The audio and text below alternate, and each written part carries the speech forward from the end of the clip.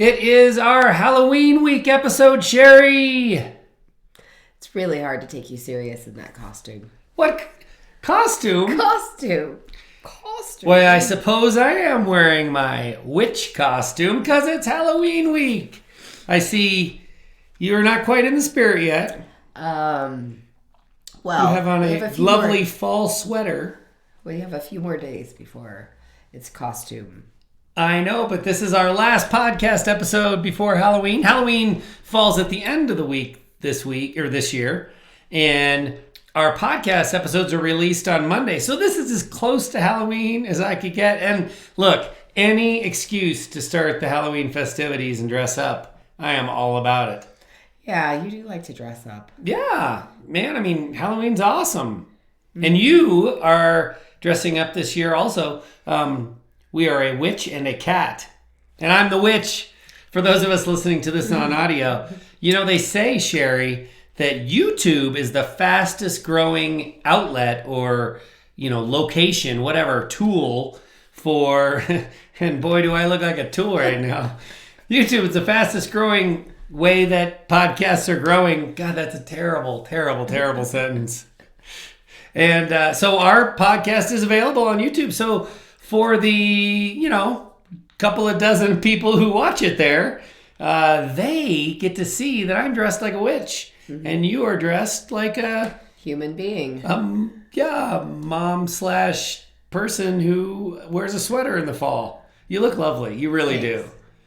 I mean, you don't look quite as sexy as I do in my skin-tight witch outfit. I'm just trying to make all of our audio-only listeners jealous. Very uncomfortable. They probably wish they were on the old YouTuber. But so it'll be there if you want to switch over from Spotify or Apple or wherever you get your podcast to YouTube. It'll be there. Unfortunately, it'll be there burned in indelible ink. Ever. The internet never goes away. But yeah, so witch, cat, we've got some things planned. We have the fall festival at church. And we don't go to one of those churches that's like, Halloween's about the devil. Like, we go to a church where you can dress up. Yeah. And also the Halloween parade on Broadway, which our son is playing in a marching band. So Zombie marching band. He'll be dressed up. We'll be dressed up. He'll probably try to distract his bandmates from looking over and seeing his embarrassing witch cat parents on the sidelines. I mean, I could also just not dress as the cat, and then you'll just look like a weirdo. Yeah. So, yeah. Well, you better treat me right, mister, in the next few days. Not uncommon for me to look and feel like a weirdo, but hopefully you'll be dressed up as the cat, and then we'll go out on Halloween night and, just be basically out of place, walk in the neighborhood without a candy bag, without children, now that our kids are too old for trick-or-treating. It's a little bit awkward, but, it is Halloween, and I do love Halloween. I've always had a kind of love-hate relationship with Halloween from back when I dressed up as a skeleton when I was like 5, and it was a skin-tight, kind of like this witch dress. It was a skin-tight skeleton costume, and then it snowed, and my mom made me wear a winter coat over it, and I was so mad. I mean, so mad. Like, that was 47 years ago, and I'm still mad about it. You tell that story every Halloween. Anytime someone will listen. 2 or 3 times. Yep. And I always, I always get people to go, yeah, my mom made me wear a winter coat too on a Halloween when it snowed. So you were vulnerable and it was rewarded. That's right. Which is what the podcast is all about. You need to keep telling the story. That's right. I think you might want to heal that trauma. Then I had the teen Halloween story where, just kind of dressed in black, didn't really dress up at all, and kind of tormented the neighbors in the neighborhood. My friends and I, when we were teenagers, we had this awesome prank we would pull where we would lay down in the ditch right next to the road. So like a water drainage ditch that's literally part of the road itself, with this Black & Decker Super Spotlight flashlight. It was like the first rechargeable flashlight that ever existed. And you plugged it into the wall. It had like a holder that had hung on right above the like washer and dryer, And then when the lights would go out, because the power would go out, you'd have the Black & Decker Super Spotlight right there. Black & Decker should sponsor us. Not after this story. And me, idiot, and my idiot friends would lay in the drainage ditch next to the road and then pop up and shine the brightest spotlight on the market at the time in the eyes of oncoming traffic to blind the driver and try to distract them. Not like being able to do the math, and this wasn't hard math. This was like easier than 2 + 2. If the driver driving right at you can't see, the likelihood of him driving into the ditch and killing you, pretty high. We weren't smart enough to figure that out. And we would do that until we would like spotlight in the windshield of a oncoming police car, and he'd be kind of, forced to deal with it and pull over and chase us into the woods. Bunch of brain dead morons. Can you believe? Like, the fact that I survived alcoholism is a little bit lower on the list than I survived teenage Halloweens being a complete moron. Yeah. Also, as a teenager at Halloween, my friends and I were messing around with bottle rockets, and I got hit in the head with a bottle rocket and went and passed out. That's what's the matter with you. Yeah, passed out. And I had such good friendships back then that my friends they ran off because they were afraid they'd get in trouble. Oh my gosh. So I came to after, I don't know, maybe it was 2 minutes. Maybe it was 2 hours. Nobody knows. I came to and was like, oh, yeah, all my true friends are still here with me. Me, myself, and I. Bump on the head. Some period of unconsciousness. But for some reason, I still love Halloween. Not sure why. Maybe it's because of all your near-death experiences and you survived. I survived. I mean, they say cats have 9 lives. I think we're kind of getting down to the end of your 9 lives. Well, if you're suggesting that I should dress as the cat so you can be the witch, you can pry this dress off of my cold, dead body. My witch outfit might be a little more skin tight than my dress that you're choosing as the witch outfit, and my hat that I bought. This hat fits my substantial head very well. That's why I didn't wear it much. This hat would fall down. That's why I didn't wear it that much, because it was a little too big. You have a regular size. Were you in the extra large section in the hat section when you bought this? No, it just came like that. It was meant for me, Sheri, which is why it rests on your ears. And I love this hat and I love this dress. But Sheri, you know what? Love, it's not always enough. We live in a fantasy world where we think, thanks to a certain animated movie company with, I was going to say the one that starts with a D that you don't say out loud because they are extremely litigious and they might actually sick their AI bots on finding us saying their words so that they can come after us. Who knows? They might want the big bucks. They might want to sue us into submission and take all our millions and millions of dollars we generate with this podcast. They want to quiet us. They might want to shut us up. But you know who I'm talking about, the Big D cartoon fantasies about love people. They've got us smoked into believing that love is enough. And, what about that card company and that card company's channel? Yeah, I think you can say Hallmark Channel. I don't know. They're probably owned by the Big D now. So we'll probably get sued there too. But we're going to go over the things that bind us together in dysfunction because of our belief, our fantasy belief that love is enough. But first, Sheri, I want to start on a little bit more of a positive note and talk about the things that make relationships worthwhile, even that go above and beyond or sideways and next to, however you want to say it, that are more than, different than, other than love. Because you and I am the hopeless romantic in the relationship for sure. And there might have been a time when I fell madly in love with you and decided nothing else matters. It doesn't matter who squeezes the toothpaste tube from which end. It doesn't matter whether or not the toilet seat is up or, in fact, if it is down. Who cares? I love this woman and we will be together forever in wedded bliss. Did you feel that way? With the 2 examples, I guess I don't care. I'm glad there's toilet and I'm glad there's toothpaste, and I don't care most of the There's time. toilet.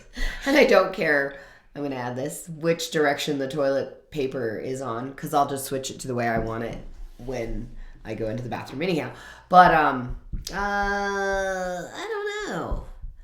I don't know if I ever felt like that. I'm going to answer for you. I'm sorry. I don't think You've got a bit of, I think we should tell people you've got a bit of a head cold. Yeah. Like, thoughts aren't coming freely. Well, I'm just saying, I don't think it's a freely thinking thing. I just don't think I ever have felt like that about anybody, really. Yeah. Except for the kids. I know that the way you have my described the things that first made you feel like you and we might be meant for each other, they were things like that I seemed responsible. You seemed playful, but you had a edge of you had a bit of responsibility and a good upbringing that I thought would surely trickle down into your brain as you grew. Yeah. Did the adult things. That's pretty much the same as you falling in love with my sexy body, which is the romantic thing. You thought I think that I met you and you had you had a t-shirt on that said spare tire when you were sober-ish. Yeah, my body wasn't so very your sexy body back wasn't then. that sexy back then. Yeah. No, but I think that there were lots of things that I could appreciate and see about you that were good characteristics for sure. I just think that you had made a more practical decision. I made a much more practical decision, and I wasn't, I wasn't going to fall for that fantasy. Yeah. Princess kind of crap in a way, but then I guess in a way maybe I did. I thought that a lot of your characteristics and traits that I saw in you would be a way to make things better for me and the future that may include kids. Yeah. I chose you for a lot of your responsibleness, your good business sense, your good head on your shoulders most of the time. That would have been not love at first sight and then, this guy can do no wrong sort of behavior that Lucky for me, you didn't see the decade of alcoholism coming and the 20 years in total, I would say, of heavy drinking. I mean, you knew I was a drinker. I didn't hide that from you when we met, but you thought I was going to mature like you were. Yeah. Silly Sheri. Yeah, but so the things that attracted you to me, more on the practical side, more on the family function long-term side, for me it was just Love is Blind. And I bought the fairy tale, and I thought that everything could overcome. Well, it can't. And we're going to talk about the dysfunction that results from believing the fairy tale and the dysfunctional things that keep us together. But first, let's start on the positive side. Let's talk about the things besides love that do help a relationship to flourish, and things that you and I have experienced in the second half of our relationship. Now that we're both healthier people and I'm no longer a drinker and our relationship is in recovery. We talk about but more important, I just screwed that up. We talk about love, but more important than love is Mm-hmm. Don't you agree? I do agree. There were many years I did not like you as a human being or as a partner. I loved you because you were someone that I had fallen in love with, and I loved you because you become family, and I loved you because you were the father of my children, but I really didn't like you. And now? And now I like you. Yeah? Yeah. Great. Except for when I'm trying to go to sleep and you have lots of energy and you're goofy at night. That's probably top of mind right now because you're sick. And when you want to go to sleep when you're sick, you really want to go to sleep. Playfulness is not appreciated. Playfulness when I'm tired is not appreciated, but playfulness when I am awake and alert, and that's fun. And I do enjoy your company now. That's good. Yeah. I like you too. Well, there were times where I didn't like your company. I know. I think that's important. When it had to be alcohol-centric. you wanted me to like you, but I didn't like you when it was alcohol centric.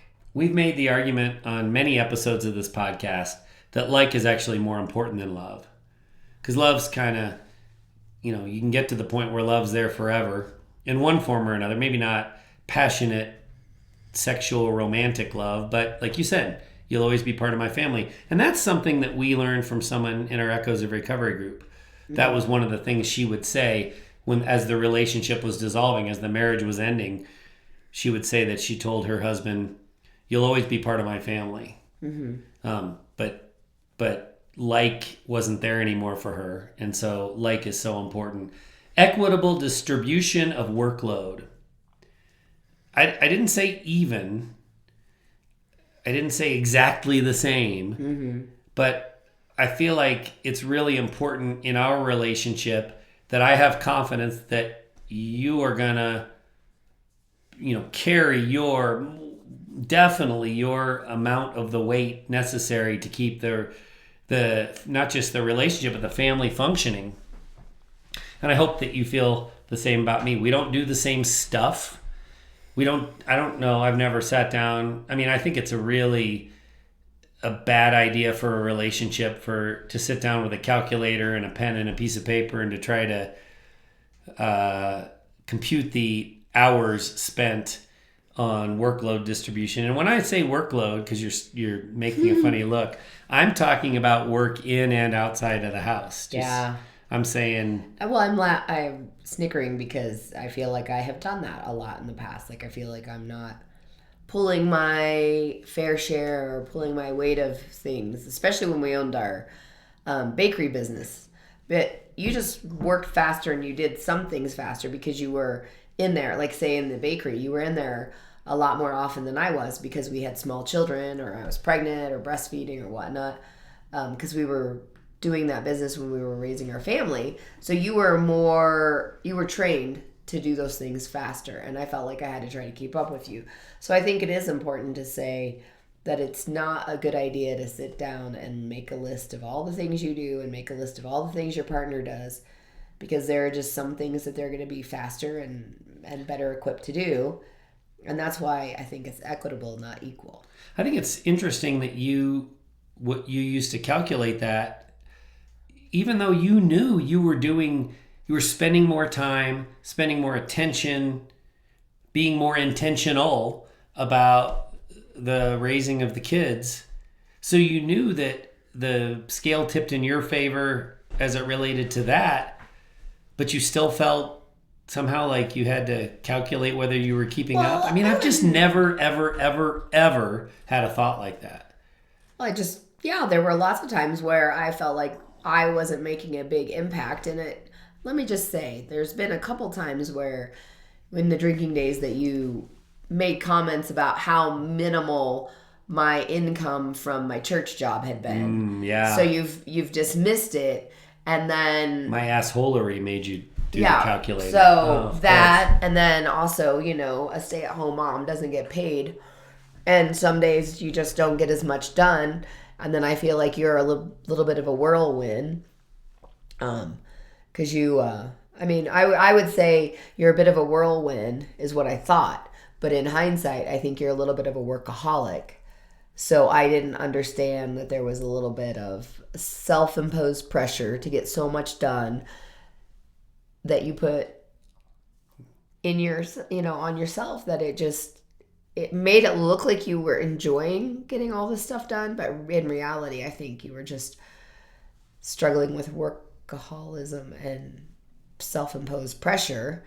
So you were just getting a bunch of stuff done, but it was to the detriment of your mental health. Yeah. And in hindsight, detriment to the family. So I would calculate how many things I got done, in a day. And it would be minimal sometimes. But when you have a really hard 2-year-old tantrum at the middle of Target and you got to leave your shopping cart full of shit, then you got to go back to Target at some point to get the stuff that you had to leave earlier, like you go in circles. So I have always looked at the total that the two of us, that the family gets accomplished, and then recognize the fact that you do some of the things I don't want to do. And for me, that's enough. Yeah. I don't need to calculate hours or task lists or figure out. I just know we get a lot done, and you do stuff I don't want to do, and man, that makes me happy. Yeah. And that makes me happy to be in this relationship. Well, that's, a little bit of a self-esteem issue that I was dealing with for years. In part through my gaslighting. Yeah. Okay, interesting. Another positive thing about, beyond love and acknowledging that love is not enough, and this is something that's come for you and I just in the last few years, comprehension of parenting differences. What I mean by that is you and I parent differently, and for a couple of decades, I thought you were doing it wrong and you needed to do it my way. And it was never a matter of like you were harming the children with your parenting style. I always felt like you were causing yourself more grief than necessary. For instance, you've always given the kids lots of choices and let them make their own choice. A indisputable thing that is good for their own self-esteem, their own growth and development. Like there's so many ways that that's a positive, but I always thought it was a negative because, you could make your life easier if you just told them what to do instead of asking them what they wanted to do or how they wanted to get it done or giving them so many choices. And so recognizing that your way, even though it causes you more grief than I put myself through, our kids are so blessed to have you and your parenting style in their lives. Thank you. We've given the example many times, so I'll go through it briefly. We live a mile. We can argue about if it's exactly a mile or not, but we live a mile from our school, our high school. And when we've always had children that attend the high school but do not yet have a driver's license. And when it snows, I want them to get themselves that mile, whether that means they're riding their bike through an inch of snow or they've chosen to walk. Here, I'm letting them make their own choice, but they need to get themselves to the school. And you always, that nurturing instinct kicks in and you want to give them a ride. And for a long time, I thought you were making them weak and that was soft and that was terrible. And I now recognize and acknowledge that those kids seeing their mother want to nurture them and protect them is such a blessing. They are so blessed and lucky to have you providing that. And I can say that while at the same time acknowledging that my way wasn't bad either. It's good for them to be able to get themselves a mile in an inch of snow. Right, because there would be times where I was unavailable to offer a ride and you were home, and so they walked, and then they're like, only their dickhead dad's home, so they gotta walk in the snow. Actually, I was very proud of you. I was gone one time for a couple weeks helping my mom in post-surgical recovery. And it was bad weather, and you gave both of our kids a ride. So it's not that you're totally a dick all the time, but, Not all the time, at least. Not all the time. So yeah, parenting differences, acknowledged. That's good. Emotional safety. We have a lot more of that going on in our relationship than we have in the past. We both feel free to express ourselves, to share resentments, to share concerns, to talk about financial matters. That was often a trigger in our relationship without, getting all anxious and worried that things are going to spin out of control. There's not a lot of yelling at the TV going on anymore. There's just a level of calm that makes the house a safe place. And we say this all the time, but one of the key signs of whether your house is a safe place or not is if your kids use the common areas. We're inching up on empty nesterhood here. We only have one left in the house. He'll be here for a few more years. But he spends a lot of time in the common areas. And when he is in his room, his door's usually open. And I think that's a good sign. Mm-hmm. So emotional safety is certainly a blessing that goes beyond love. We have a process for resentment processing. Boy, my grasp of words is really good today. Your wordsmithery is excellent today. Wordsmithery. But we do. We have an established way that we go about processing resentments. It involves being good listeners. It involves not darvoing or denying or deflecting. And you and I we're pros at it now. I didn't say perfect. We still make mistakes. But we are definitely pros at it. And we acknowledge the importance of having that process to resentment process. whenever necessary. You agree with those last two, emotional safety and resentment processing? I do, yeah. We also have a process for dealing with our sexual desire discrepancy. Unless you are just really in a unique relationship situation, the vast majority of relationships have sexual desire discrepancy, and one person has a higher libido than the other. That's just how it works. And most relationships don't deal with that, or at least they don't deal with it well. You and I talk about sex every day. We talk about, who wants what. We do so in a polite and empathetic and understanding manner. What really happens the longer we've gotten into this, the longer we've been doing this, is I usually tell you, here's what I think you're thinking, and you tell me, here's what I think you're thinking, and I'd say we're right 90% of the time. Well, it's easy to guess a yes every time for you. That's true. I am. So the odds are in my favor. Yeah. Sorry. No, it's good. But yeah, I just think talking about it rather than letting it frustrate us or doing the traditional romantic relationship thing where the partner with the higher libido waits in hopeful anticipation for their partner to initiate something. Yeah, good luck finding peace and contentment with that. So we deal with our sexual desire discrepancy in a proactive way. And these are all things that are more than love. Love is not enough. Love is not enough good. Love is not enough bad. You just counted how many we went through? Yeah. How many was it? 7. Well, I'm here to say the list is endless, Sheri. I just wanted to get onto the dysfunction. Nobody tunes in to listen about how great things are. So the list is endless, really. And after our sponsor break, we are going to talk about the dysfunction. We're going to talk about the 11 ways that people stay together without love, or without, that kind of romantic Hallmark movie kind of love. But that they're glommed together in codependency and dysfunction.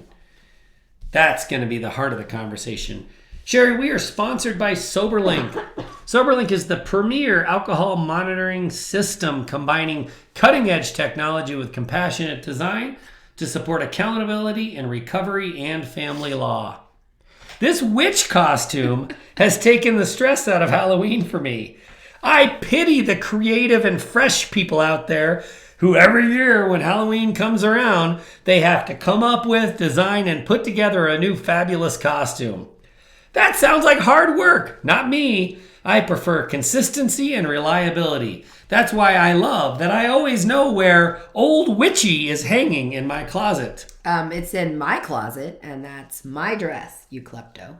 Your dress, my dress, who even knows anymore? I know, it's my dress, and I don't even get to wear it all season. Okay, I know you know, because you never forget. We digress. Preparation is the key, Sheri. I have your dress in your closet, the pointy hat in the Halloween box in the basement, the striped knee socks in my sock drawer, and my colorful shoes in my closet. Well, you're going to tell our listeners that you wear those clown shoes year-round? I wasn't, but thanks for remembering to tell them yourself, Sheri. SoberLink understands the importance of preparation, too. Someday, you might decide that your relationship or co-parenting situation would benefit from an alcohol monitoring system. But you're busy and you don't want to do the research, and you don't want to make sure you're getting the best deal without wasting money, so inspiration will pass. What if you were prepared, though? Right now, SoberLink is offering Intoxicated Podcast listeners a free offer ID valid for a $100 enrollment bonus. You can grab your offer ID now, put it in the closet with Old Witchy, and then when inspiration strikes and you want to look into that alcohol monitoring system, you'll already have the $100 off offer ID. You'll be prepared. Wow. And that's a $100 enrollment bonus for SoberLink's best-in-class service and product combination with built-in facial recognition and tamper detection, expert in-house support, email daily, weekly, or monthly reporting that's court admissible in all 50 states and Canada, unlimited testing days and scheduled testing days to build accountability and trust. Enroll when and if you're ready, but right now, while the offer ID is still available, grab yours in preparation and planning mode. SoberLink's offer IDs for the Untoxicated podcast listeners are for a $100 enrollment bonus, and there's never been a better time to check out SoberLink. That is on top of the fact that SoberLink now allows new customers to pay a monthly service charge, as low as $19 per month with qualifying monitoring plan, rather than paying a big upfront cost to purchase the device. Claim your offer ID for a $100 enrollment bonus. There is no commitment required to claim your offer ID while this promotion lasts, and you can use your $100 enrollment bonus when you are ready to place your order. To claim your offer ID, you will only be asked to provide your name and email address, no personal details, no commitment, and no credit card number. To claim your offer ID for your $100 enrollment bonus, please go to soberlink.com/untoxicated. Help us help you. We get a lot of feedback on the podcast topics. People tell us we're the only people talking about this stuff and that it is changing their lives. Do you know where the content comes from? From the people we meet, the stories they tell us, the universalisms, and the unique experiences too. That's right. 532 case studies and counting. Listening is what has made us the leading experts at the intersection of alcoholism and intimacy in committed partnerships. And we need you to help us help you. If you're picking up what we're laying down, these discussions, we need you in Echoes of Recovery, our think tank for loved ones of people who drink too much. Whether the drinker is actively drinking or in sobriety, whether the relationship is active or dissolved, we need your experience and your expertise to help make the Untoxicated podcast and Echoes of Recovery the leading resource for people trying to solve one of our society's biggest issues: how to navigate the drinking of others and how to survive and thrive in the aftermath. Help us help you. If you are ready to stop being a spectator in dysfunction and take action to solve your problems and the problems of so many others who depend on this podcast, please go to echoesofrecovery.org and take our 1-minute quiz to find out if you belong in Echoes of Recovery. Help us help you. echoesofrecovery.org. All right, Sheri, let's get into these 11 dysfunctional reasons couples stay together. We're going to go in reverse order from, just kind of roughly least sticky situations, the thing that least holds people together, to the ones that most hold people together in dysfunction.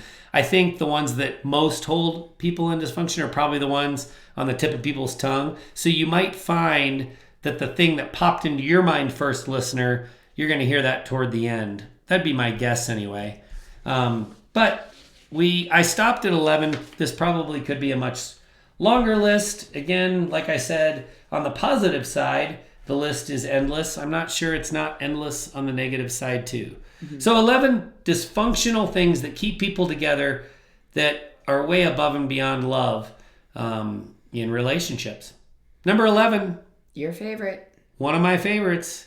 The wedding vows. Favorite. Sorry. Yeah, you're right.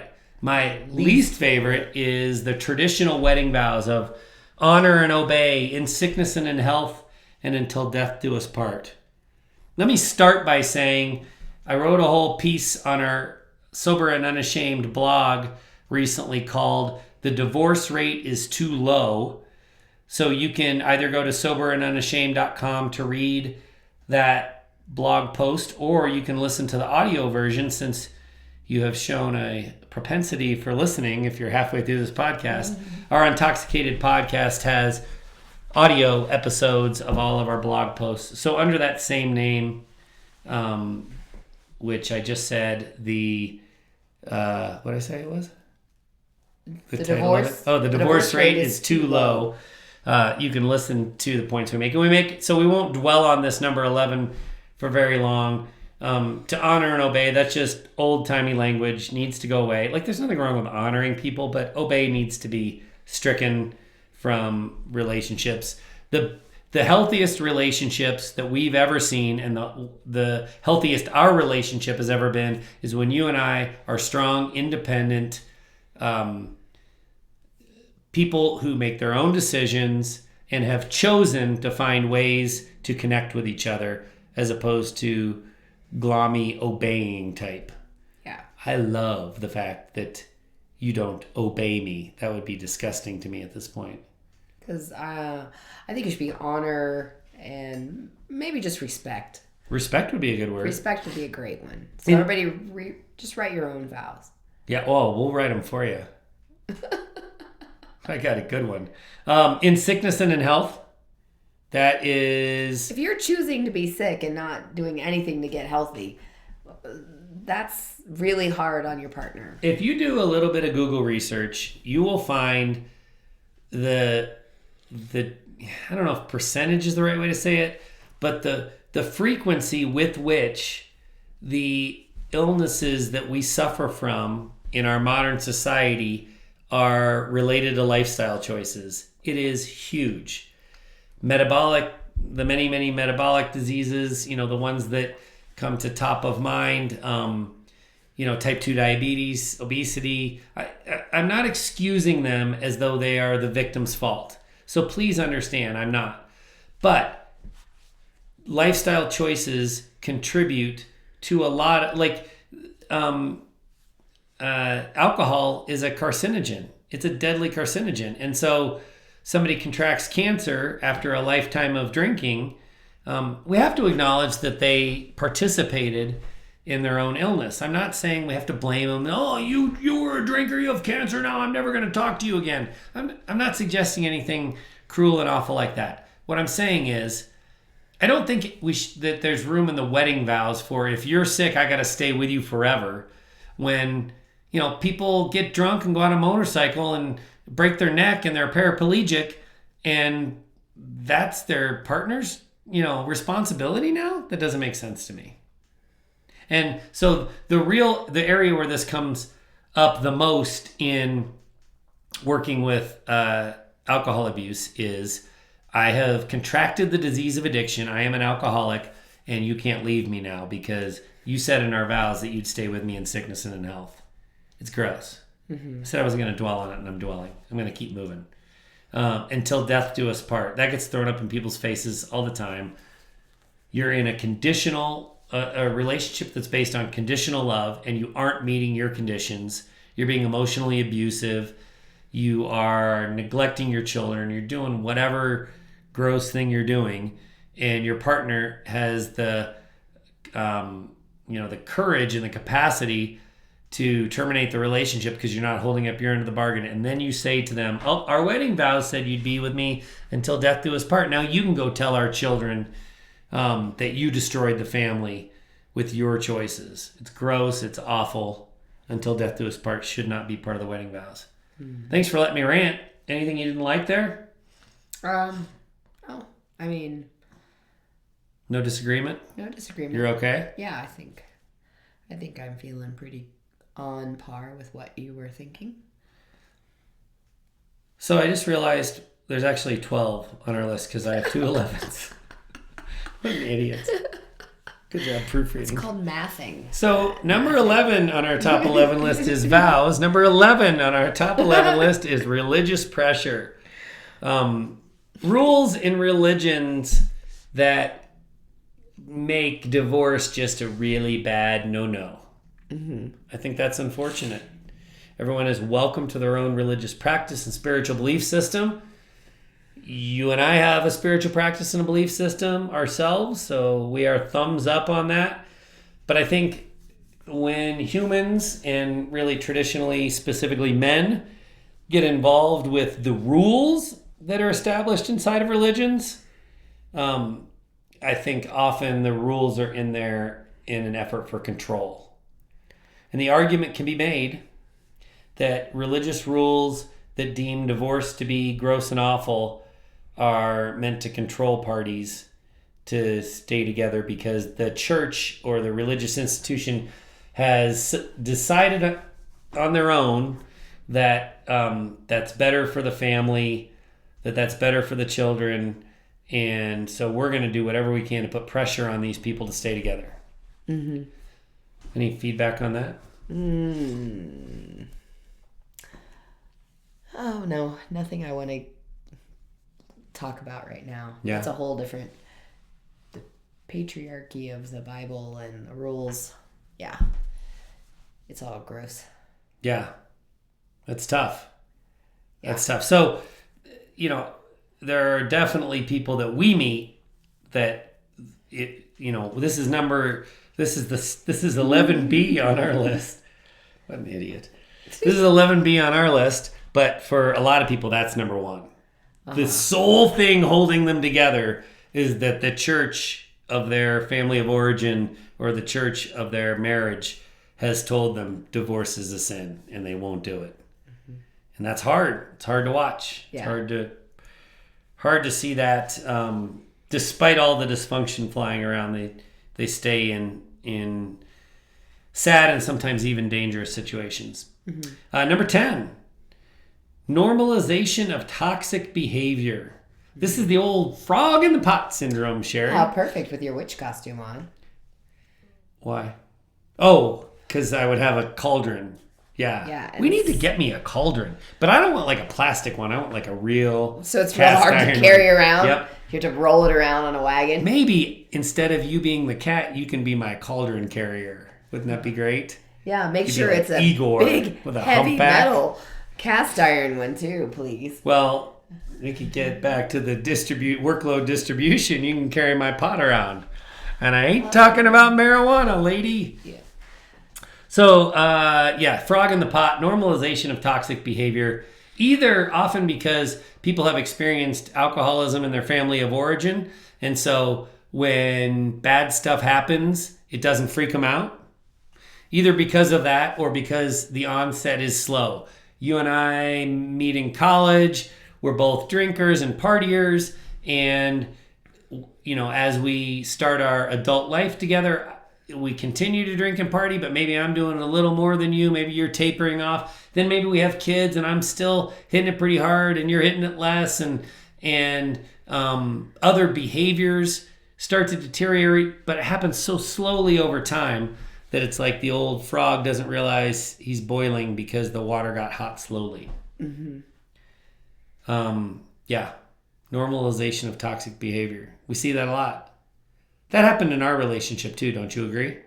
I do agree. And also I think not only is it just the physical behaviors that happen slowly, but the verbal behaviors of normalizing it happen.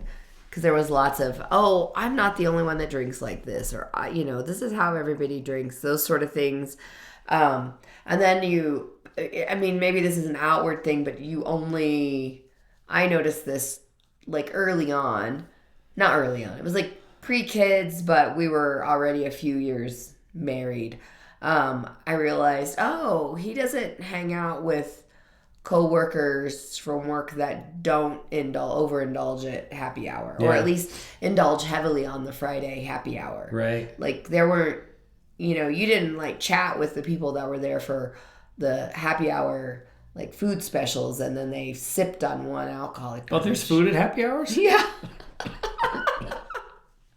But they, so it's those sort of things where you don't see it happening that much because it's slow and over time. But yeah. Yeah. Normalization of toxic behavior. Number 9, denial. People like me, the hopeless romantics that are clinging to the delusional fairy tale.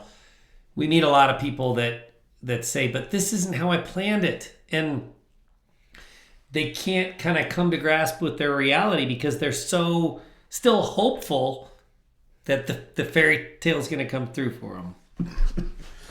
Yeah. Pardon me. Well, I got, the frog from the boiling water. He's in my throat. He's in your throat now. Yeah, well, I can, not being one who succumbed to fairy tale delusions, I can see that must be really, really hard for some people. Yeah. I mean, I have hung on to jobs for too long because I thought that the fairy tale ending that I wanted was going to come true. Oh, it's also optimism. Unfounded optimism that must go along with your delusional state. I have definitely been accused of toxic optimism before. Yes. You are toxically optimistic. So yeah, clinging to that delusion and just being in denial in general. Number 8, Sheri, on our list of dysfunctions is this concept that the stable partner is the one who changed, which in many cases, ours for instance, is true. But just because it's true, it doesn't make the change a bad thing, and it doesn't make that accusation a reason to stay together.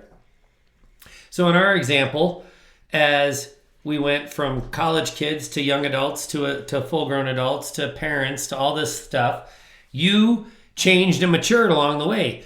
Your drinking slowed down, your drinking all but stopped, your prioritization of the kids took over prioritization of us having fun. So all these changes I could point to at the same time as I said, look, I haven't changed at all. I still drink as heavily as I always have. I still, I would put good things in there too. I still work as hard as I always did. I still, do whatever other things I do. I'm the one who hasn't changed. You're the one who's changed, Sheri. But that, has a connotation of change being a bad thing. When it comes to growing and maturing and moving from teenagerhood through the different cycles of life, the different stages of life, change isn't always just good. It's necessary. Yeah. Who wants to stay stuck in the past? Right. And not have a growth mindset to learn and change and evolve. Not me now, but I used to. And I used to throw it up in your face, and we see that a lot. You're the one who changed. Yeah, change is good. And so did you ever feel pressure as the one who was changing and evolving and growing and having that growth mindset? Did you? Because I don't think you used the word growth mindset. I don't think you knew this stuff back then. But did you feel like, oh, I can't leave him. He's right. He is exactly who he acted like he would be when I first met him. He's done nothing wrong. He's the same person. Did you ever feel that way? No. I felt like you're the same person, yes, but that's not what growing up and getting old and maturing and we moved around with your job, so there were changes there, so I knew you were very capable of changes. You changed positions in your job. You're very capable. You had to learn new stuff through your new roles and promotions at work. So the fact that you would cling to this, well, I'm still the way I was in college. Well, yeah, you're just immature. So it didn't make me think, oh, I have to stay with him because I'm the one that changed. Well, I'm the one that changed, and maybe, this isn't working for me anymore. Sorry. It's pretty hard to argue you calling me immature as I sit here in this witch costume. Sheri, you not only were the stable partner who changed, but you were also the insightful partner, because this one trips people up. I think this is one of the reasons that we made it, was you didn't fall for this one. You didn't buy this idea that I'm the same as I've always been. You're the one that's changing. It's your fault. You just rejected that all along. A lot of people get stuck here and say, you know what? He's right. He hasn't changed. I'm the one that's changed. And it causes them to stay in toxic situations longer than necessarily they should. Number 7, Sheri, the determination that people feel to break a cycle of divorce that they've seen in their family, or the flip side of that, the determination people feel to keep a cycle of long-term marriage going. You and I have both sides of that coin, which I think is kind of interesting. Your mother, and then also your sister's 10 years older than you, so she had a bit of a leadership role in your life, or a setting an example kind of a role in your life. Both of them had multiple divorces. On my side, there weren't divorces really.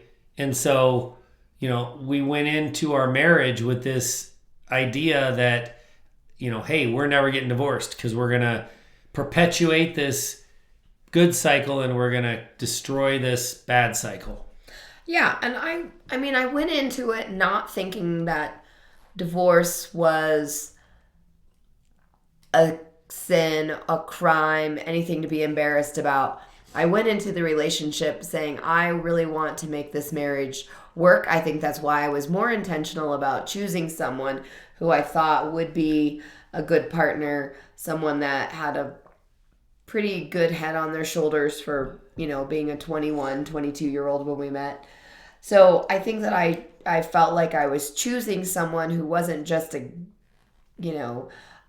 someone who I was having a good time with. Yeah. I had enough of those kind of relationships.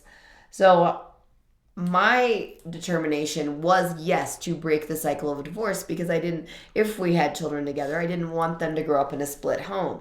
But I also saw how much better it was for my mom to divorce my father. When I was young, I could see that even earlier on, the differences between my sister and I, and her mental health and physical health now, because as we know, body keeps score. The stress and nervous system situation that she was in, even as a younger child and a teenager, with my parents that stayed together longer, obviously for her, because they divorced when I was 2, and she was 8, so or almost 9. She saw just a lot more bad stuff. So I was looking at it like I wanted to stay married to this person because I felt like maybe I was smarter in choosing my partner from the beginning.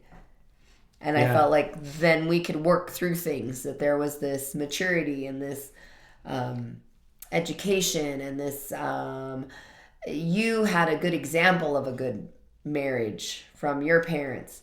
So I thought that would overcome the situation. But when the drinking was getting so bad, and I didn't know if I should stay or go, and I had a lot to weigh on, I never was going to feel terrible about ending the marriage and divorce if it needed to be, because alcoholism was just so prevalent. Another great example of your insightfulness. You wanted to end the cycle, but you also saw the things that were good about the decisions your mom made. That's really impressive. I just didn't want to get divorced, and part of the reason was to continue a cycle within my family, but part of them was number 6 on our list, which 7 and 6 are obviously related, but just an embarrassment about the word divorce. You've got what has happened in your family of origin as a comparison or a litmus test, but beyond that, there is stigma in our society around being divorced. And you and I have met a lot of people who have, and we've walked the path with them of divorce, and we've watched it happen and tried to be supportive. And we've seen that they resist that. They fight it. They don't want that stigma. But then once they make the ultimate decision and they do, the relief that they feel absolutely overcomes the stigma. And I'm sure there's still a conservative old uncle who makes them feel bad about their choices or whatever. Mm-hmm. There's still places where that happens. But for the vast most part, the relief that they feel and the improvement in their life far overcomes the fact that if asked, they might reveal to somebody that they've been divorced. Mm-hmm. Or the people that know them. The peace outweighs the peace. Little bit of the stigma, whether it's societal or familial stigma. Yeah. But there is also that sort of concept of people want to be coupled up, they want to be partnered up. That is just a very natural instinct for a lot of people. So not having a partner makes them feel a little sad, but then I think the peace outweighs it. I mean, that's how my mom described it. Agreed. A lot of times. Yeah. Yeah. Agreed. Okay, I figured out why I had an 11A and an 11B, because I tried to move one of these to a different spot on the list, and I copied and pasted, but then I didn't go back and delete. Oh, you and your fancy organization, huh? Yeah. So me and my wordsmithery today letting me down. So number 5 we're going to skip because it was 11A. We're going to go right on from 6 to 4 for those keeping score at home, which I think is probably nobody. Legal complexity. Now we're getting into the ones that everybody knows when they say, this marriage is a mess. there, if there's love still there, that's fine, but there's definitely no like. These people are staying together, and there's something keeping them together that's definitely not their affection and appreciation for each other. Legal complexity is the first one on my kind of really tangible list. You and I experienced this. We had a mortgage together. We had a business together, small business together, that you were 51% owner in, because someone somewhere along the way told us there's all kinds of an advantage to having a woman-owned business in our society. We found zero of those advantages as it relates to, I don't know, tax purposes or getting loans or getting preferable treatment with a lease. We found zero of those. But nonetheless, our business was 51% in your name. And the reason I mention that is you had absolutely no interest in running that business on your own. Like, Correct. If we were going to get divorced, you would want nothing to do with the bakery. You wanted that to be behind you. Yeah. So that's a legal complexity. Kind of a way for me. I didn't have a conscious, nefarious thought about this, but probably in the back of my mind, I knew, she can't leave me because then she's got to run that business. Good luck.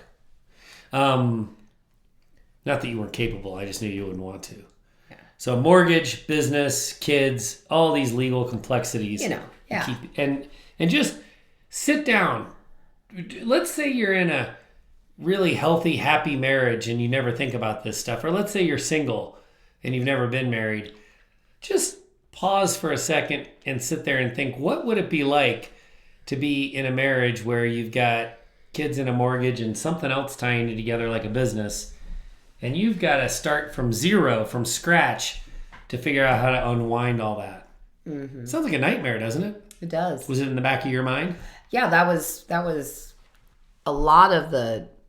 I wouldn't say that was the only reason that I was staying. I mean, but it was one of those situations where I was like, oh my gosh, this is so complicated. This is going to cost so much time, effort, and money to extract us from the marital relationship. And then how long and drawn out is the complexities of custody. Yeah. So all that legality of things and who's going to get what car and blah, blah, blah, blah, blah. Yeah. Yeah. Let's segue right into the next big one on the list of 11, finances. You might be thinking legal complexity and finance, aren't they the same thing? They're not necessarily the same thing. The reason that we've adjusted to calling our Echoes of Recovery group a think tank is because when we have our conversations, oh my goodness, light bulbs go off all the time. Someone in our Echoes of Recovery think tank made me realize that there is an extra level of vulnerability for women during the time when they're pregnant and when they're new moms. Financial vulnerability. And so that certainly happened in our relationship. That happens in, most relationships. And we chose to extend that vulnerability period by having you stay home with the kids for the most part. You worked some, but I mostly worked outside of the house and you mostly worked inside the house. It's a very common situation, but it just increases the financial vulnerability to the point where if you had chosen to divorce, now you are reliant, because of that choice, on some jurisdictional roll of the dice for you to get a judge that's going to think you deserve, a certain amount of child support and alimony. Mm-hmm. And so that is just got to be a tremendously scary position to be in. Yeah. Financial insecurity. Yeah, and I mean, it was before the days of alcoholism when we made a decision to have children, and I had said to you, like this was an agreement. This was an arrangement that you and I had made. This wasn't because you were being patriarchal and said, "Oh, you need to stay home with the kids because that's what moms do." No, I said, because I grew up with a working mother, I was very determined if I wanted to have kids, and this is no slight on working mothers, I just wanted to be there home more often, and I wanted to have a career that I could be flexible to go in and do, things with the kids, because my mom did miss out on so much. I had my grandparents around. It wasn't like, oh, poor Sheri doesn't have anybody there at the Christmas party, but that's the role I wanted to play. I wanted to be a more of a hands-on, able to go in and do things at the school during the school time, or be home with them when they were little. And that was just my choice. I had a great child care provider when I was a kid. It was an in-house thing. I loved it. And I always had friends around. There's nothing wrong with anything like that. It was our agreement. So then to be able to uphold that agreement after a divorce, well, all of that would have went away. And it would have just been one more thing that I could be disappointed about, or feel regretful about, or feel resentful about, had the marriage dissolved. Yeah. You even took away the time I had with my kids. Yeah. Yeah. Yeah. Number 2 on our list of dysfunctional things that keep people together, even when the relationship isn't happy and healthy. A declining percentage of the love of the person that you're in relationship with. So what I mean by this is you still are clinging to this. It's a little bit like the fairy tale, but that person's in there and you still see it sometimes. So let's just use us as an example again. When I was an active alcoholic, I didn't get rip-roaring drunk every night and pass out after, cursing and calling names and, being mean to the children. Like, that wasn't a daily thing for me. I would go weeks at a time, keeping everything under control. I would drink, sometimes nightly, sometimes not. But I would keep it kind of, in a semi-acceptable range for periods of time, and then have my kind of overdoing it periods. And so you, as my partner, you would see times where you're like, oh, there he is. He's doing this thing. He's coaching the kids' soccer. He's going to their basketball game. He's, Catherine was into dance when she was young. So he's going to her dance thing, her dance recitals, all this. And you'd say, oh, I guess he really is a good person. Like, and cause you to question yourself.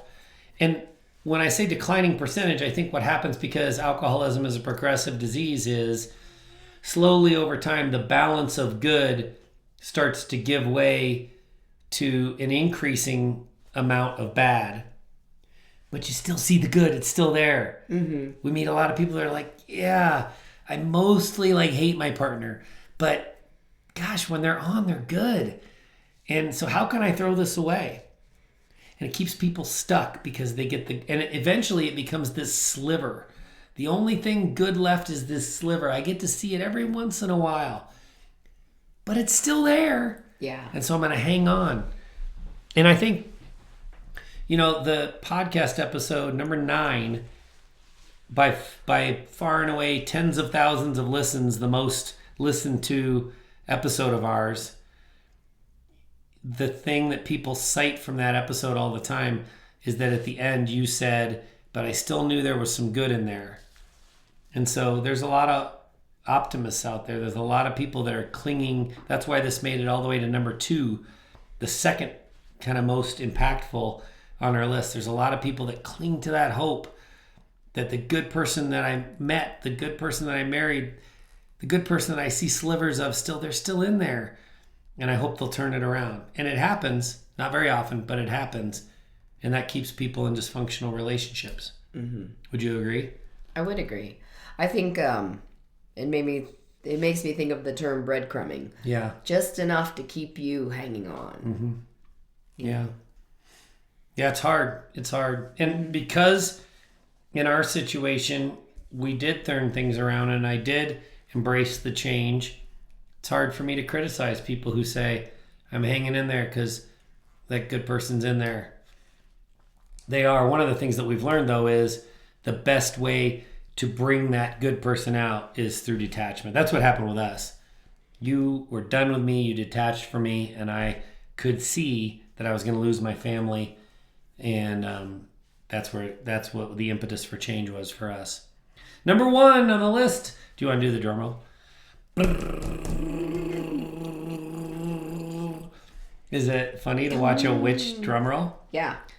The number 1 thing that keeps people together in dysfunctional relationships is for the kids. Yeah. The long-standing developmental psychology advice has been, and the old school research says that kids do better when they're in 2-partner families. But I am here to tell you, I think that over time, that scientific opinion will be reversed.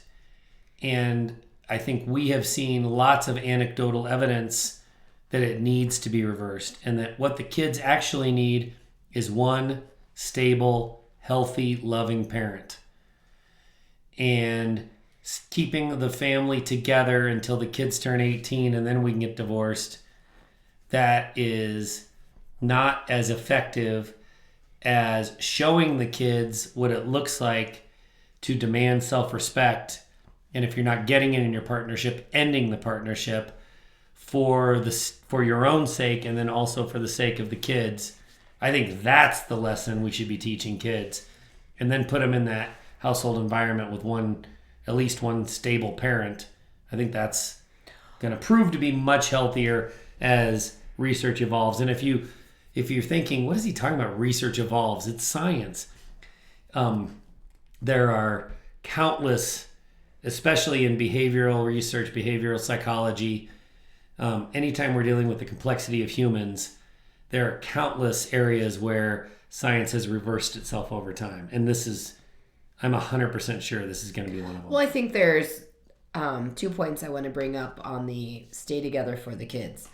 If you wait until the kids are out of the house, there is a possibility that the kids are going to feel like their whole childhood was a facade. And they're going to question things that happen. Yeah. And then that's going to make them have like self-doubt. They're going to feel like it was inauthentic. And I think that just leads to a whole can of worms that these young adults are going to have to face. And it kind of messes with your psyche. I had a friend whose parents divorced when they were in their first year of college, and they said, I don't know, like, and then they felt bad too. Like, did they only stay together because of me? Because, I could have handled, like, if they had gotten divorced, I would have felt like it was more authentic. I feel like, they feel the blame for their misery. They felt like they were to blame for that. So that's one of those parts. And I think it goes along with that notion of like you don't have to explain and give every detail, but being authentic and being honest with your kids and the relationship, and then living by example. I cannot live in a toxic relationship, and you child do not need to be in this toxic relationship. Also, people stay together for the kids because of the custody, and they don't want to have a situation where they don't know what kind of behavior their alcoholic partner is going to be in when they're with the kids. Mm-hmm. I know that there were a lot of times when my dad came to pick my sister and I up for our every other weekend visit, and he was not sober enough even at pickup, and I wouldn't go. And then when he moved closer to on the same property as his parents, I often would go with him and my sister, but I would often stay at my grandparents' house. So really I was spending the weekend with my grandparents, but then I would see him a little bit. Yeah. So I thankfully had that option, so I wasn't completely not visiting him on weekends. But I had a safe place because I didn't feel safe even as a child. And so I can only imagine the sober parent is worried about that and worried what the custody is agreement is going to be with the laws. Yeah. So people hang on to that. So Yeah. it's a double-edged sword. But I think the best advice, and we hear it more and more out there, and it's the advice that we stand behind as well, is you've got to prioritize the health and safety of yourself and your children, and that's got to be over some marriage contract or marriage vows. The health and safety of the kids and yourself is way more important. And the silver lining on that is, if you do choose the path of divorce, that the detachment is the most effective thing in getting the drinker to get sober anyway. So everything is moving in the same direction. It's a counterintuitive direction.